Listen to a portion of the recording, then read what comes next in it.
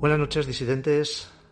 Os presentamos hoy un nuevo espacio dentro de nuestra programación, al cual vamos a llamar de forma cariñosa La Firma del Disidente. Esta nueva sección que hoy estrenamos y que no va a tener una periodicidad fija, ya que dependiendo de la actualidad del crimen de Alcácer o de otros crímenes mediáticos, la iremos trayendo y sacando de nuestros podcasts, tiene como cometido principalmente el poder, de forma rápida y no tan exhaustiva como solemos hacer con los temarios que conforman hasta el día de hoy el crimen de Alcácer, dar unas cuantas pinceladas de aquellas cosas que han acontecido en las últimas semanas. Todos imagino que estaréis atentos a las novedades que han surgido de forma curiosa o no tan curiosa desde que el 30 de octubre emitimos la entrevista a Fernando García. Parece ser que esa entrevista, y sobre todo la primicia que a nosotros nos concedió y de la cual ahora hablaremos, de que los huesos hallados en la fosa de la Romana pertenecían a su hija Miriam, ha conllevado, imagino que aquellos que nos sigáis un poquito en redes sociales o que estéis atentos al caso, una sucesión de noticias, informaciones, contrainformaciones que ayer, hoy es lunes, aunque este programa lo escucharéis el próximo viernes, ayer, digamos que concluyeron en un especial que la cadena 4 emitió del programa de Iker Jiménez Cuarto Milenio. Dentro de todo esto, pues vamos a intentar hacer una especie de pequeña recopilación de todo lo dicho sobre lo último que ha sucedido durante estos últimos 20 días en el crimen de Alcácer. Para ello, como esta vez vamos a las bravas y a corazón abierto, nuestra compañera Lorena, siendo el día laboral, tiene otros quehaceres que hacer, pero siempre al pie del cañón pues tengo la suerte y el placer de contar con nuestra codirectora Eli López. Eli, buenas noches, ¿cómo estás? Hola, buenas noches Manu, buenas noches a los oyentes. Pues aquí estamos un lunes después de la jornada de trabajar a comentar novedades que ha habido en el caso, porque creo que es necesario, dado toda la avalancha de sucesos que se han venido desencadenando en las últimas semanas. Así es, hay bastantes novedades que yo no sé si tú, porque un oyente esta mañana a través de las redes sociales nos lo comentaba, que consideraba que nuestro trabajo en la entrevista a Fernando García que emitimos el pasado 30 de octubre ha sido el desencadenante de esta sucesión de la vorágine informativa que el caso Alcácer ha acontecido en las últimas semanas. Yo modestamente no me veo en el arrojo de otorgarnos semejante virtud, pero me gustaría saber tu opinión al respecto. Mi opinión, por un lado, a ver, si es cierto que yo no creo que seamos tan importantes, ni muchísimo menos, vaya, pues es un podcast, estamos aquí tú y yo grabando hoy, tenemos otra compañera, micros de Amazon, pues eso.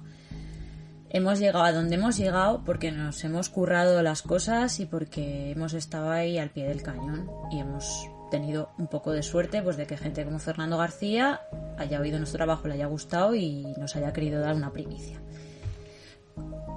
Partiendo de esta base, hay cosas que son un poquito curiosas. Es cierto, los huesos ya han aparecido muchísimo tiempo antes de que nosotros entrevistáramos a Fernando García. Es más, hay gente que dice que ya tenía el análisis de los huesos de mucho antes. Vale, pero ¿y por qué no se habían sacado los resultados hasta que no lo dice Fernando García en nuestro programa? Que como cualquiera que quiera y se tome la molestia de contrastar, podrá ver que fuimos los primeros en comentar, no en comentar, sino que nos lo contó a nosotros en primicia. Y oye, que no es que estemos pataleando, es que yo creo que hay que conceder las cosas a quien son. Y si la primicia es nuestra y lo vamos a decir. Y ya está, y no es una pataleta. Por otro lado, Cuarto Milenio tenía un programa ya grabado con Frontela. Y no lo habían emitido, se paralizó por la pandemia, tal. Bueno, pero lo lógico hubiera sido que cuando pasó la pandemia hubieran continuado con el trabajo que habían dejado aparcado. Y no lo habían hecho. Entonces, obviamente, yo creo que ha sido el ver que a Alcácer todavía interesa, pues lo que ha motivado que aparecieran ahí una serie de cosas, de movimientos que, bueno, pues nos llevan a la mesa de ayer de Cuarto Milenio, a gente comentando llamadas supuestas del sitio Plymouth. Bueno, un montón de cosas, algunas de ellas ciertos despropósitos. Ahora vamos a analizar eso. A mí me gustaría, aunque posiblemente nuestros oyentes habituales conozcan la situación de cómo se desarrolla la cronología del tema, ¿no? A raíz de una información, y bueno, yo creo, y una de las cosas que hasta ahora nos ha honrado, es que nosotros, pese a no ser periodistas, hemos actuado, creo yo, con un exquisito código periodístico en cuanto a siempre mencionar fuentes, en cuanto a siempre ser respetuosos, no contar conversaciones privadas y no contar ciertas cosas que podían transgredir lo éticamente o lo profesionalmente de la información. Pero visto lo visto, me veo en la obligación de poder conversar contigo y contárselo a todos nuestros oyentes de cómo han acontecido las cosas. Y por cierto, también, mira, vamos a dar una primicia. El motivo por el que la entrevista que está grabada en Antena 3 con Miguel Ricard jamás se emitió. Tenemos el motivo, ya que la cadena Antena 3, en la emisión del programa Espejo Público, a raíz de esta información de la aparición de los huesos de Miriam en la fosa de la Romana, hacen una especie de premesa de debate entre varios periodistas, entre ellos Javier Martínez de Las Provincias, del cual ahora hablaremos detenidamente. Imaginamos que todos estaréis al tanto de que durante la grabación de ese programa se emite un extracto de la entrevista que este programa realizó a Fernando García. De hecho, en la parte superior de Antena 3 pone tapado con un logotipo de otra cosa serie, que iban a emitir, por cierto. Serie que iban a emitir 1 o 2 días después, muy pequeño, pone El Rincón del Disidente o Fuente El Rincón del Disidente. Esto tiene una doble lectura. Por un lado, pues obviamente aparecer en un medio tan importante como Antena 3 para nosotros pues nos llena de orgullo. Hemos sido capaces de conseguir lo que gente con profesión y con medios no ha conseguido, lo cual le vuelvo a reiterar una vez más a Fernando García las gracias, nuestro agradecimiento como equipo de esa confianza para darnos esa primicia.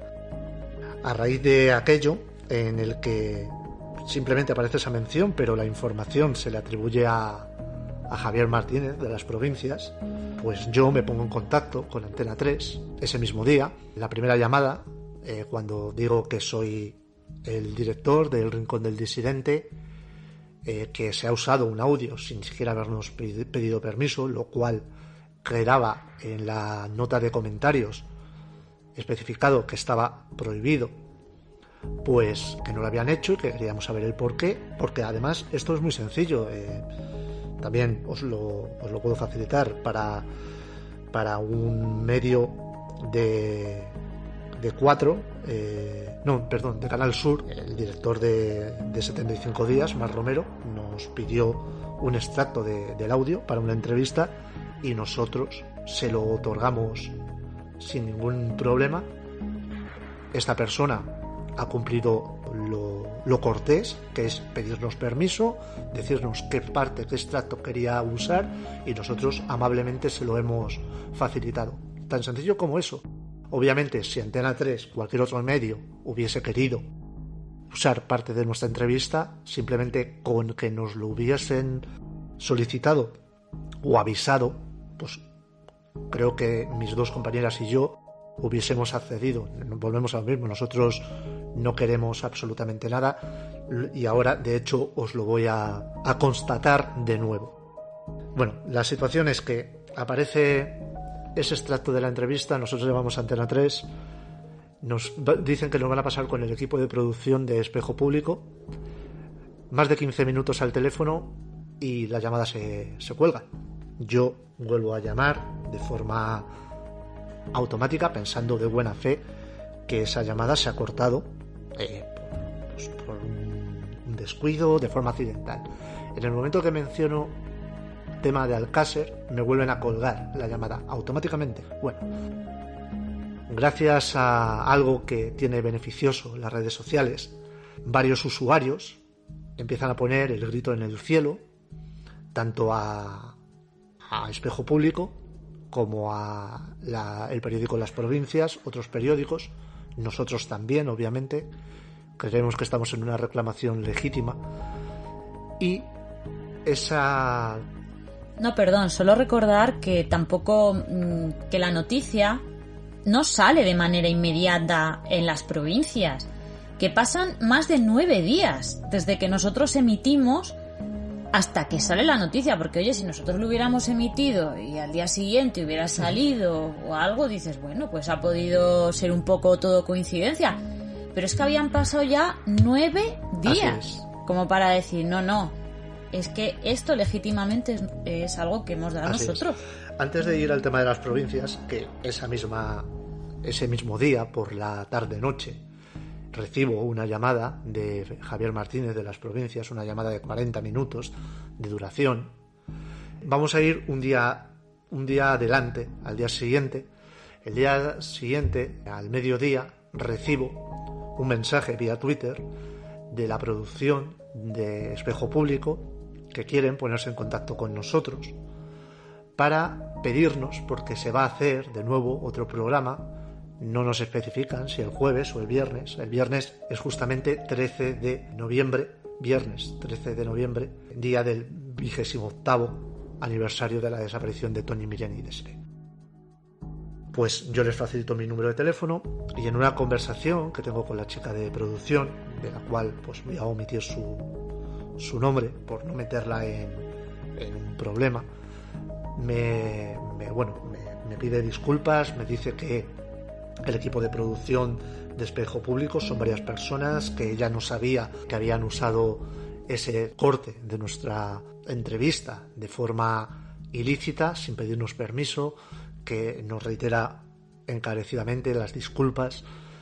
Y bueno, la persona que nos atiende de producción, o que me atiende en este caso a mí, pues se ve interesada por el crimen de Alcácer, ¿no? Entonces, pues me está preguntando varias informaciones sobre el crimen y a colación, pues yo le comento que su programa, Espejo Público, en el año 2013 iba a tener una entrevista con Miguel Ricard, a priori exclusiva, con unas declaraciones, donde Miguel Ricard pues iba a, por primera vez desde su salida de Herrera de la Mancha, a ponerse delante de un medio y explicar sus años en prisión.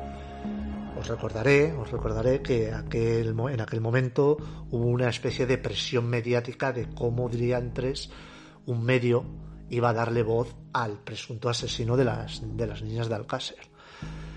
Aquella entrevista jamás se emitió, se quedó grabada, ¿vale? Esta información, esta persona que habla conmigo lo desconocía y mira en el archivo que ellos tienen por qué no se emite la entrevista. Vale. La entrevista a Miguel Ricard, y aquí va una de las premisas, no se emite porque el servicio, el gabinete jurídico de Antena 3 Televisión, aconseja a Espejo Público que ante la posibilidad de enfrentarse a querellas y demandas legales, es bueno que ese contenido quede guardado por y para siempre en un cajón.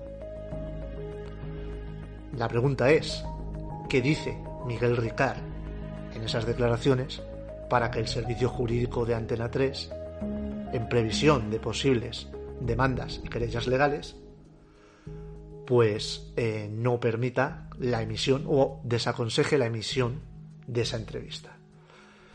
No sé si, Eli, quieres comentar algo al respecto. No, hasta aquí creo que está todo vale. Claro. Pues entonces nos retrotraemos a la conversación con Javier Martínez de las Provincias, conversación que puedo demostrar a quien quiera. Tengo la llamada guardada de 40 minutos, el día, entre comillas, el día de autos, y he de decir que Javier Martínez fue muy, muy educado, muy cortés conmigo, con nuestra labor. Me comentó que nosotros le habíamos, entre comillas, pisado la noticia, porque a él se la habían ya filtrado desde tribunales, y que sí, que nosotros nos habíamos adelantado a él, que obviamente la exclusiva era nuestra, y que, él defendía la versión oficialista, como ayer pudisteis comprobar en Cuarto Milenio, pues, alababa el conocimiento del caso que nosotros tenemos, alababa lo bien que enarbolamos esas dudas que ponen a la versión oficial en tela de juicio, y él se comprometía a que el periódico Las Provincias iba a hacer una mención, una fe de rata, una nota en la que se nos otorgase la primicia de dar esa información, ya que parte de nuestra reclamación es que todos los medios estaban dando como fuente primigenia de la información a las provincias, cosa que, y es demostrable, ahí está, 30 de octubre a las 22 horas, entrevista grabada el día 25 de octubre en Valencia a Fernando García, pues nosotros fuimos los primeros en dar esa noticia exclusiva de que el ADN pertenecía a Miriam García Iborra. Todo esto viene acontecido, ahora iremos tratando más de las informaciones que han sucedido en estos últimos días y semanas, viene acontecido por el aniversario 28º de la desaparición de las 3 niñas. Y obviamente el saber, porque se sabía que Iker Jiménez iba ya en su programación, esto nosotros lo sabíamos desde hace 2 semanas, sabíamos que iba a haber 2 programas consecutivos en el tema de Alcácer. De hecho, nos llega la información de que la semana pasada se iba a emitir ese programa que Iker Jiménez define como perdido, congelado, en impasse, que se grabó durante la pandemia y en el que supuestamente el catedrático Luis Frontela hablaba de su famosa tercera vía. ¿Por qué no se hizo hace 2 semanas y por qué no se ha hecho este domingo? Pues es algo que Iker Jiménez y Luis Frontela deberían contestar. Nosotros no lo sabemos, pero bueno, ahí está el dato, que es verídico y está contrastado, igual que es verídico y está contrastado, y lo podéis observar en nuestros tweets y redes sociales, que nosotros dijimos quién eran los invitados a la mesa de redacción porque lo sabíamos de antemano. Tal cual, lo que pasa que yo tenía entendido, me parecía que iba a ser uno de ellos Vicente Garrido, ¿no? Que... Bueno, yo en su momento me habían dicho que uno de ellos iba a ser Vicente Garrido, que en el último momento fue Francisco Pérez Caballero, un gran acierto, un tío brillante, que sí, que es hijo de quien es hijo, sí, pero el tío sí es brillante, y eso hay que decirlo, porque puedes ser hijo de quien seas, que si eres un cafre vas a ser un cafre, y a mí es que este tío me encanta, me parece brillante, me parece que la exposición que hizo fue excepcional, muy elegante, sin dejar tampoco en el suelo a Javier Martínez, que era el único que estaba allí como oficialista. Me parece genial. Por otro lado, hay gente que dice que pataleamos. Están pataleando porque se les reconozca tanto que no quieren reconocimiento. Vamos a ver. No es que no quiero reconocimiento, no es que yo no quiero que me den nada. Pero si a mí me cuesta mi esfuerzo, pues ¿por qué no me lo van a reconocer? Pues mira, sí que lo pido. Y si te parece, y si a la gente le parece mal y que estamos pataleando, pues mira, sí. Si te hubiera tocado a ti, igual estabas pataleando el doble o igual estabas a saber que llorando en el suelo. Porque es muy frustrante, es tremendamente frustrante. La situación, ¿no? De despertarte desde 9 días y de repente, ¡oh, Javier Martínez! Oiga, mire, que no ha sido Javier Martínez. Por otro lado, aclarar que nosotros en ningún momento quisimos pisarle la exclusiva a nadie, que nosotros fuimos a Valencia con unas preguntas que sí habíamos preparado, le guste a la gente o no le guste, luego ya hablaremos de esto. Y fue Fernando García el que en un momento dado salió con esto y nos quedamos todos los tres que estábamos con él, porque estábamos solo los tres, nos quedamos de hecho, blancos. A mí se me oye lo que acaba de decir este tío. Durante la entrevista a Eli, que digo justo algo así como, pero esto, Fernando, que nos estás contando es primicia o es una exclusiva, no recuerdo la palabra exacta, pero en aquel momento yo lo tuve clarísimo de que éramos los primeros. Y quiero... Sí, es algo que además nació de él, que nació de él, se sintió cómodo quiero y lo reseñar contó. Para ellos, para toda esta persona que habla de notoriedad, que de hecho debatimos aquel mismo día si hacíamos el anuncio de las exclusivas que Fernando García nos había dado. Las podíamos haber dicho ese mismo día, en plan, y que sepáis que varias de las cosas o varias de las exclusivas que Fernando García nos está dando son esto y esto. Y tomamos la decisión de no hacer ningún tipo de, entre comillas, spoilers, para que toda la gente que quisiese escuchar en su totalidad durante casi 3 horas a Fernando García se sorprendiese con muchas de las cosas que dice. Que no creo que solo sea exclusivo el tema de los huesos del ADN. Para mí tiene igual de fuerza esa declaración de Fernando, donde confirma que los cráneos de las 3 niñas a día de hoy siguen estando en posesión de Frontela, y es algo que ningún medio todavía se ha hecho cargo de ello o se ha dado cuenta de ello, que me parece fortísimo. Y también el hecho de que Fernando García desmiente muchísimas de las teorías y de las cosas que durante años ciertos investigadores, ciertos personajes que pululan por el crimen de Alcácer han dicho o le han otorgado una veracidad y que al parecer no se corresponde a cómo sucedieron las cosas realmente. A ver, y esto, pues eso, a colación de todo, que si hubiéramos querido notoriedad, habríamos cogido el primer día que teníamos la entrevista y hubiéramos cogido y hubiéramos puesto en Twitter nos hubiéramos abierto el Twitter, nos hubiéramos puesto en la página de Facebook y hubiéramos puesto declaraciones de Fernando García. No lo hicimos por deferencia a los oyentes, porque decíamos, jolín, que tengan una entrevista interesante, que no sepan qué va a pasar, que premiar un poco eso. Igual es un error que ya no vuelve a pasar, pero que si hubiéramos querido la notoriedad, que nosotros no queríamos que saliera a las provincias diciendo el rincón del disidente, dicen, sino que hubieran comentado la noticia y en una pie de página declaraciones hechas por Fernando García a el podcast de tal nombre. Es que solo queríamos eso, no un... Así bueno, es. Ya está. De todas formas, si quieres, ya que hemos mencionado a Francisco Pérez Caballero y llevamos un rato mencionando a Javier Martínez, podemos comentar, si quieres, nuestras opiniones o nuestras impresiones sobre lo que ayer vimos en Cuarto Milenio, ya que es, a mí me ha sorprendido que por segunda vez consecutiva, un domingo, Alcácer ha sido trending topic en Twitter, lo cual demuestra que el caso sigue enraizado en la sociedad española, que es un caso con un seguimiento masivo. Estoy seguro que las audiencias ayer en Cuarto Milenio fueron brutales.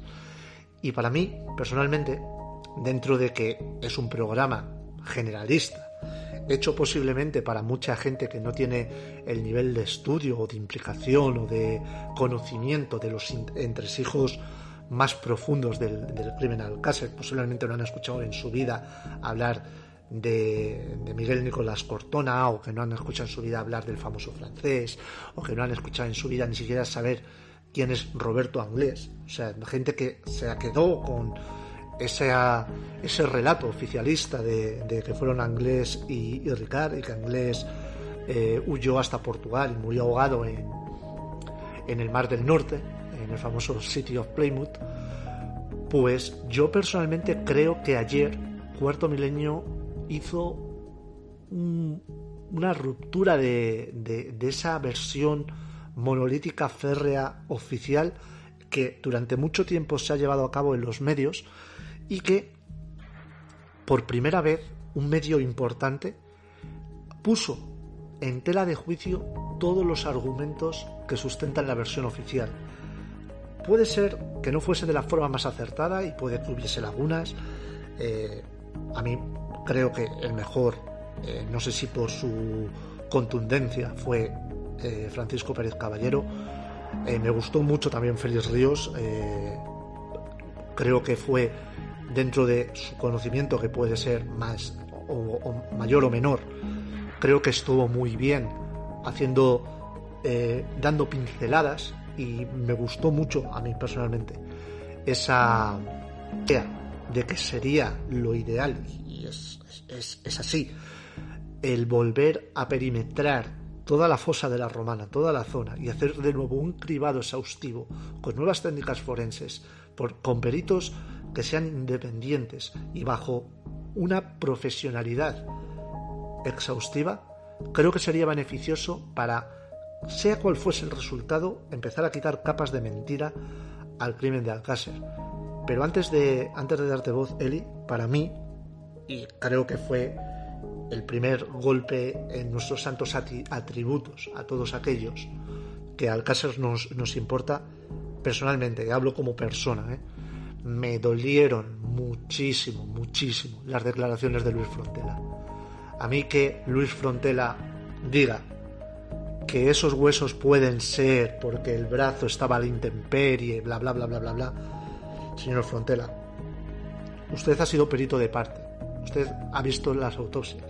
El cadáver número 1, el que estaba a ras de suelo, que podría haber sido plausible que esos huesos se pudiesen haber desprendido, movido por efecto de la inclemencia del tiempo por animales, era el de Toñi. Toñi tenía todas las falanges en sus manos. El cuerpo del que se han hallado las falanges es el de Miriam. Es el cuerpo que estaba enterrado más profundo y que no estaba a la intemperie, por lo cual esa explicación, para que usted la haga, es un insulto a la inteligencia, es un insulto a todos los que Alcácer nos importa. Y luego, personalmente, a mí, que vuelva a alargar que esa tercera vía que jamás llega, que nunca llega, y que si se liaría, pero vamos a ver, caballero, que usted está más cerca de dejar este mundo que de seguir en él. ¿Qué tiene ya que perder para decir esa tercera vía? ¿Que es una forma más de alargar el chicle? Pues a mí, modestamente, me molesta que alguien que ha sido referencia en la medicina legal de este país, alguien que ha sido, en muchos casos, el sustento, la punta de lanza para dudar de la versión oficial, se comporte de esa forma. Por partes. Dijo Jack el Destripador. Como que dijo Jack el Destripador. Primero, tema Frontela. Yo me quedé muerta. Lo voy a decir a Romari. Yo me quedé muerta. Me pinchaban y no me sacaban sangre. Había grabado otro programa. Yo no sé si es verdad que él tenía pactada la exclusiva con Cuarto Milenio de la tercera vía a cambio de una serie de un dinero bastante generoso. No lo sé. Se comenta, pero bueno, se comentan muchas malas, así que no lo sé. El caso es que había grabado, hay un programa que no se emite, que no se graba durante la pandemia, Manu. Esto que hay que corregir. O sea, estaba grabado antes de la pandemia y se iba a emitir, en el que supuestamente Frontela iba a comentar cosas de esta tercera vía. Vale. Y no se emite. Bueno, vale. Llegamos a este momento y ahora ese programa se da por perdido y Frontela sale diciendo que si acaso hablará cuando se muera. Pero oiga, por lo menos hable con el padre de las niñas. Fernando nos manifestó que si realmente había una tercera vía, pues ¿por qué no ha venido este señor a decirme a mí? Oiga, mire, don Fernando, tengo esto. ¿Quiere usted saber qué está pasando? No fue. Eso ya de por sí huele raro. Huele muy raro. Ahora que sí, que hablaré cuando me moriré. A mí me recuerda a Juan Ignacio Blanco. Que en paz descanse el hombre, que sí, que en sus tiempos hizo muchas cosas, pero que en los últimos años lo que hizo fue crear una serie de mitos en torno al caso que no han favorecido a nadie. Y encima pues se retira diciendo, uy, el día que yo hable va a haber bombas. Y claro, y la gente, uy, Frontela, lo que sabrá Frontela. Pues mire, usted como perito y como forense será estupendo, pero a mí ahora mismo no me está demostrando demasiada profesionalidad en esto o demasiada humanidad en este caso. Si usted tiene novedades, no, ya me muero yo cuando me muera. No, oiga, no, por favor, que hay mucha gente que le vamos a secundar. Si la sociedad española está comprometidísima con esto. Por favor, o sea que usted... No se pueden hacer las cosas así. Luego, ¿qué decir? Bueno, Javier Martínez, el hombre... No acabó desapareciendo detrás de la mesa porque Dios no quiso, porque cada vez se iba haciendo más pequeño. Que tendrá sus motivos, que son muy loables, que será un gran periodista, pero desde luego comunicador ya te digo que no. Porque no se le oyó hablar, no se le oyó exponer por cierto, nada. Otra exclusiva. Javier Martínez nos concedió una entrevista cuando buenamente nosotros queramos. O sea, es decir, que el día que queramos, Javier Martínez está predispuesto a que nosotros le entrevistemos. Lo digo porque aquí damos voz a todas las personas, ya sean oficialistas, conspiranoicos, alternativos o lo que sea. Así que esa entrevista con Javier Martínez, pues imagino que más pronto que tarde la tendremos y os la ofreceremos. Pues yo no lo tengo tan claro, porque después de cómo han sucedido los acontecimientos y de pues decir las cosas en este programa, no sé si este señor querrá hablar. Que si habla, aquí nadie le va a echar en cara nada, ni vamos a tratar en este programa de lo que haya podido pasar, o por lo menos no se va a estar sobre ello. Será para que él exponga su versión, se le harán las preguntas correspondientes. Bueno, el ofrecimiento lo hizo. O sea que yo, mientras no me diga lo contrario, yo me considero una persona de palabra y lo sigo manteniendo. A ver, y yo también creo que lo mantenemos todo el equipo, ¿no? Pero bueno, ya veremos. Bueno, por otro lado, eso por la parte que respecta a Javier Martínez, que oye, pues si quiere venir también sería interesante que nos contara su experiencia o cómo percibió él la mesa de Cuarto Milenio. Por otro lado tenemos a Félix Ríos, y aquí quiero hacer yo un inciso, porque a mí hay algo que me frustra mucho, y es que a veces tras la cara visible de las personas hay otras muchas que hacen un gran trabajo y que a veces no salen, y en el caso Macastre obviamente siempre se le menciona a este señor porque es el director del proyecto, pero a mí me gustaría mencionar a Ana Mendoza y a Mijaela Sota, no sé cómo pronunciar este apellido, que dieron una conferencia hace tiempo, que son las que estaban trabajando con él en el proyecto Prometeo, ambas alumnas, no sé si de criminología, perdón, tengo esta duda, que son las que trabajan sobre sumario y crean una conferencia que podéis descargar en YouTube, que es el caso Macastre, mitos y realidades. Mandarles todo el reconocimiento ese que, bueno, pues a veces no sale, pero tiene que estar ahí porque hicieron un gran trabajo y seguro que lo siguen haciendo, y que parte de todo eso de Macastre pues es trabajo suyo. Me parece importante. Bueno, Siguiendo con Félix Ríos, bueno, sé que él mismo creo que lo dijo, no pilota del todo todavía Alcácer, entonces bueno, estuvo muy comedido, las cosas que dijo pues estaban bien, no sé, sin más, no me pareció que estuvo muy prudente y que estuvo correcto.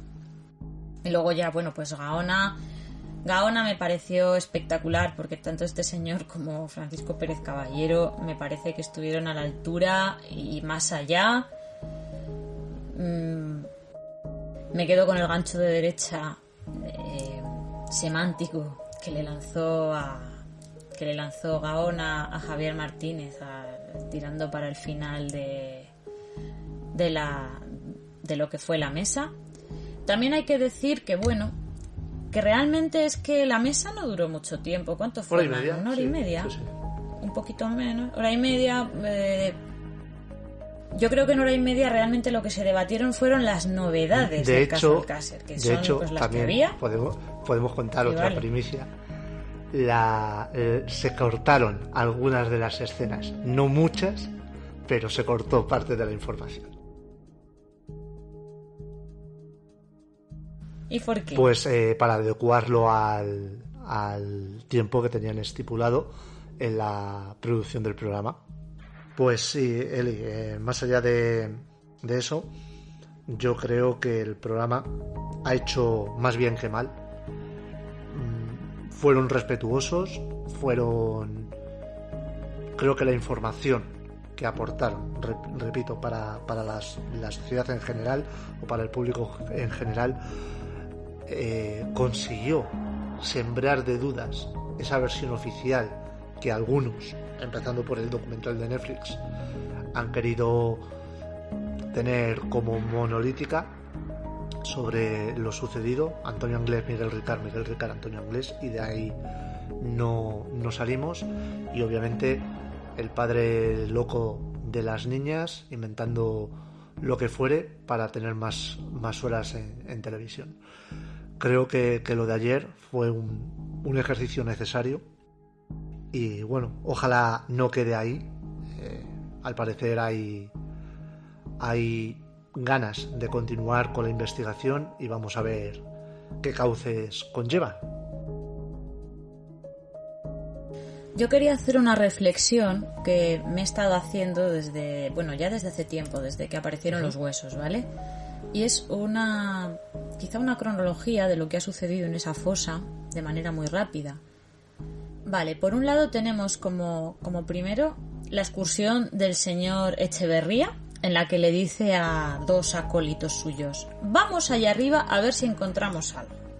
En todo el desbarajuste de la fosa, que en teoría después de hallar los cuerpos había peinado la UCO, fue la UCO, había peinado la UCO, habían filtrado allí de todo y allí no había nada más, son capaces de localizar un diente del cual no se puede extraer ADN, no se consigue extraer ADN. Tiempo después aparecen los huesos de los que sí se consigue extraer ADN. También de una manera particular, un tipo que coge, saca el teléfono de Fernando García, no sabemos de dónde, este seguidor de Cuarto Milenio, llama a Fernando García: oiga, que yo no quiero tener problemas, que no sé qué, luego sale a cara oculta. Vale, es curioso y llamativo que el primero en subir sea una persona conocida, que sube diciendo: a ver si encontramos algo. Encuentran un diente del cual no se puede extraer ADN. Recibe una serie de críticas, y ahora es como si se hubiera perfeccionado la maniobra. Alguien que no tiene nada que ver directamente con Alcácer, alguien que no es conocido, y unos huesos de los que sí podemos extraer ADN y concluir que son de las niñas. Solo es una reflexión. Sí, yo ayer creo que Francisco Pérez Caballero hace una exposición que es eso sí que es lógica aplastante. Él ha estado en la fosa, yo he estado en la fosa, y hay una cosa que ninguna persona que haya estado allí puede llegar a entender: que aparezcan los huesos o el diente lo podemos llegar a a comprender, ¿vale? Si no decimos que no, que aparezcan justamente sobre la fosa, 28 años después, justamente sobre la fosa, no desplazados, el propio aire, la propia agua, la propia erosión, el propio paso de las personas que hayan andado, arrastrado arena, los han podido desplazar metros y metros. No. Los huesos aparecen sobre la fosa. El diente aparece sobre la fosa. No aparece entre matorrales, no aparece a 10 metros. Sobre la fosa. La tierra tiene, por obra y magia del Señor, esa capacidad de decir, y ahora escupo los huesos hacia arriba y los dejo colocaditos en la fosa, justo dentro de la fosa, justo encima de la fosa. Pues en el mismo lugar, decía Paco Pérez Caballero. En el mismo lugar. O sea, es decir, no aparecen los huesos en la parte de la alambrada, dentro de la alambrada, porque está la alambrada. Si no llega a estar la alambrada, hubiesen aparecido justo en el medio. Estoy seguro de ello. Ahora, hay una insinuación que hace ayer Javier Martínez de que a lo mejor esos huesos los tenía alguien a quien no le interesa que el caso se cierre. Eso, pues bueno, sería preguntarle o saber, si tenemos esa oportunidad de entrevistarle, a qué se refiere él con nombres y apellidos. Desde luego, yo... O con nombres y apellidos no, pero una exposición de la teoría.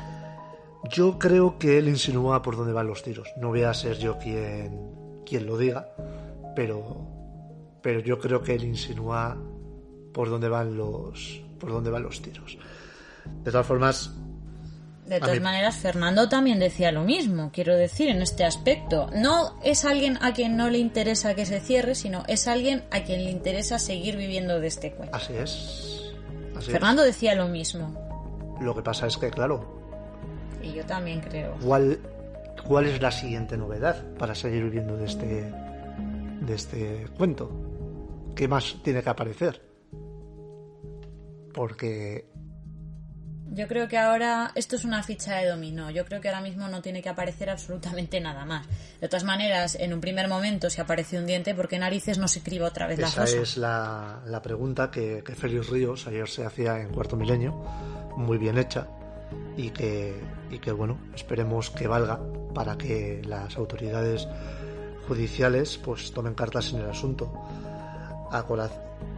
No, es que a día de hoy ya tendrían que haber cribado otra vez la fosa. A día de hoy, que ya hace la tira, que ya han aparecido los huesos, que se ha confirmado que son de esta niña, es que ya tendría que estar ese sitio acordonado, cribado y con resultados, casi. De hecho, una de las noticias que aparecen hace poco, días, semanas, es que la jueza del juzgado número 6 de Alzira emite una orden requisitoria, es decir, orden de búsqueda y captura internacional contra Antonio Anglés, que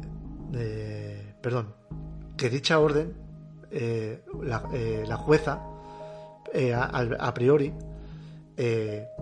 quiere llevar unas diligencias, la jueza del juzgado número 6 de Alzira, unas diligencias para llevarse a cabo unos interrogatorios a la tripulación del City of Plymouth, porque se intuye o se sospecha de que 28 años después hay una fotografía de Antonio Anglés, de la cual hasta ahora jamás habíamos sabido, que demostraría la presencia de dicho personaje en el barco, una vez, como ayer se demostró, que esa mentira de que había huellas en el barco de Antonio Anglés se demostró.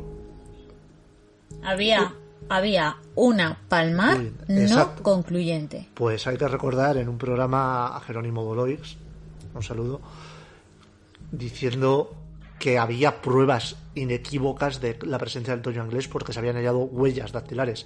Que esto lo diga un ex policía y sea tan poco exacto en una prueba criminalística como una huella palmar no concluyente a huellas dactilares que si fuesen concluyentes y demostrasen sin ningún género de duda que eran de Antonio Anglés, a mí personalmente me llama poderosamente la atención.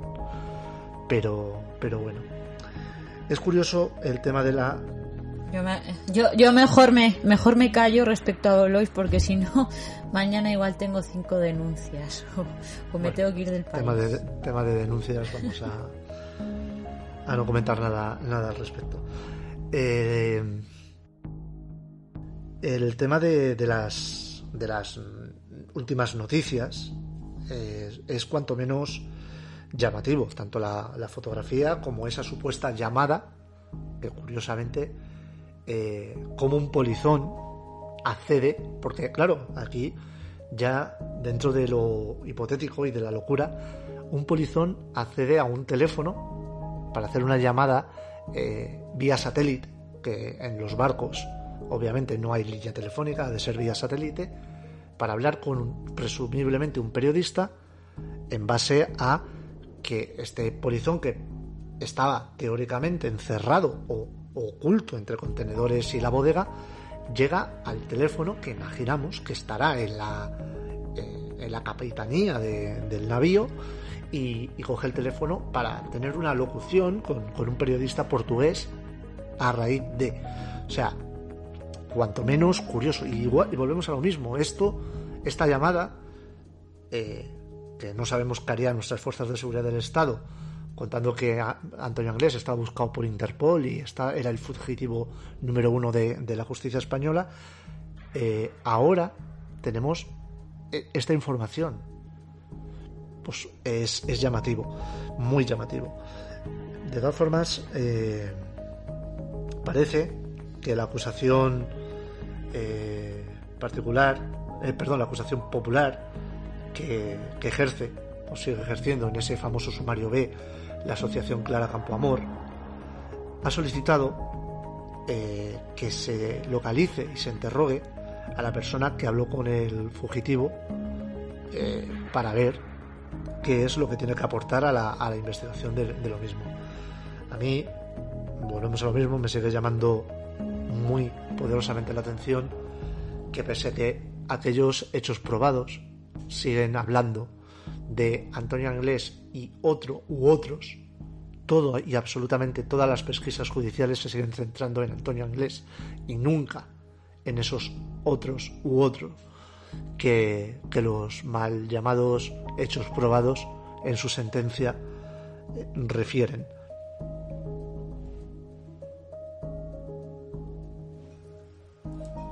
Y esto es lo que pasa siempre con el caso Alcácer. Antonio Anglés y pues cuando iban a Color, ¿en qué punto la raptan? Y de aquí nos salimos. Y otra vez vuelta a la tortilla. Y vamos a hablar otra vez de cuando iban a Color y de dónde las paran. Y vamos a hablar otra vez de Antonio Anglés. Y esto es una rueda de hámster que al final es de locos.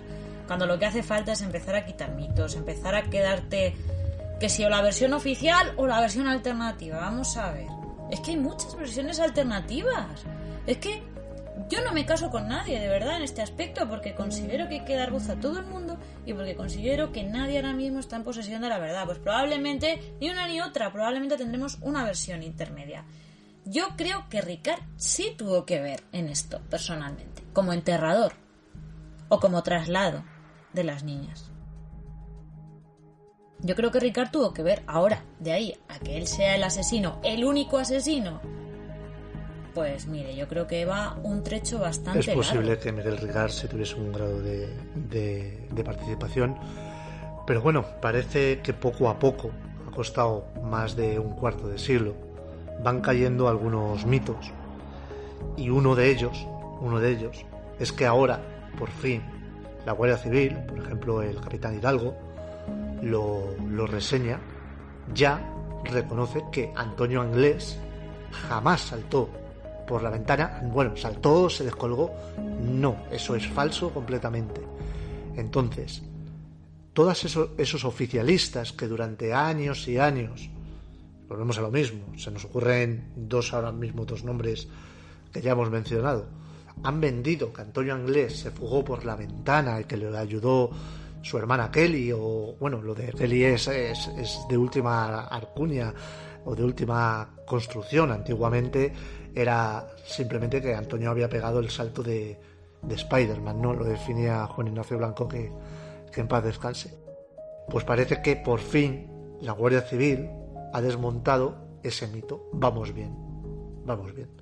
Algo ha empezado a cambiar y posiblemente la Guardia Civil sea consciente de que todas esas conjeturas y aceptar todas esas cosas que son increíbles y que son irreales de creer en el colectivo, en la conciencia colectiva de una sociedad, pues ha llegado el momento de echarlas por tierra.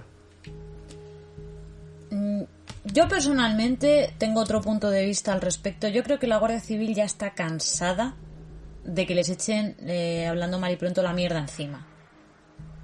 Porque ellos saben perfectamente que no es que ellos hicieran todo fatal y que esto sea todo culpa suya y demás. Y ya empiezan a estar cansados. Algunos, como el Capitán Hidalgo, pues ya empiezan a tener, ya no son unos críos, ya empiezan a tener edad, ya empiezan a tener otros cargos y ya están cansaditos. Entonces ya es como, vamos a ver, no.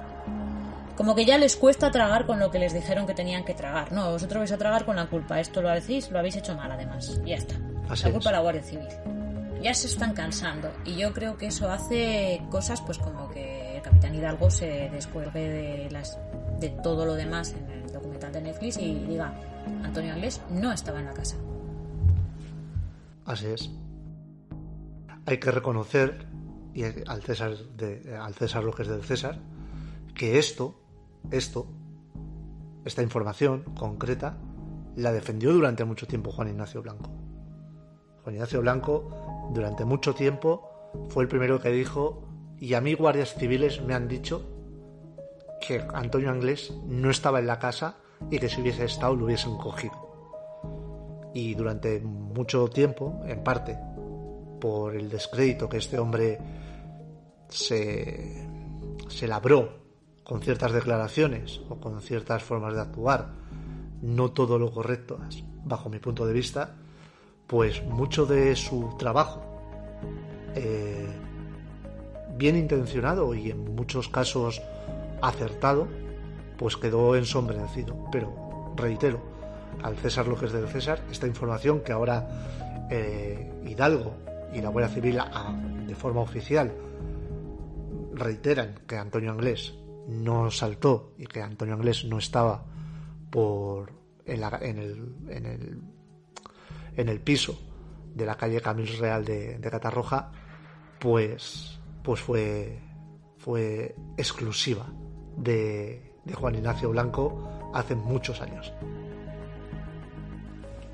Y lo fue, si nadie pone en duda el papel de Juan Ignacio Blanco en todo esto, de Paco Emilio, de Fernando García, ni de nadie. Si es que nadie pone, lo que pasa es que, vamos a ver, es lo que yo te digo, a la gente a veces le cuesta, porque le cuesta cuando hablamos o cuando comentamos en los programas, porque parece que no te consigue encuadrar dentro de una versión o dentro de un lado u otro. Vamos a ver, señores, es que lo que yo quiero es ver el caso de verdad. Y yo, ¿qué voy a decir de las declaraciones de los últimos tiempos de Juan Ignacio Blanco? Vamos a ver, es que no se sustentan en nada, se contradicen, y encima es una persona que dijo, no, yo es que por mi seguridad voy a seguir diciendo pues un poco lo que me vaya viniendo, más o menos.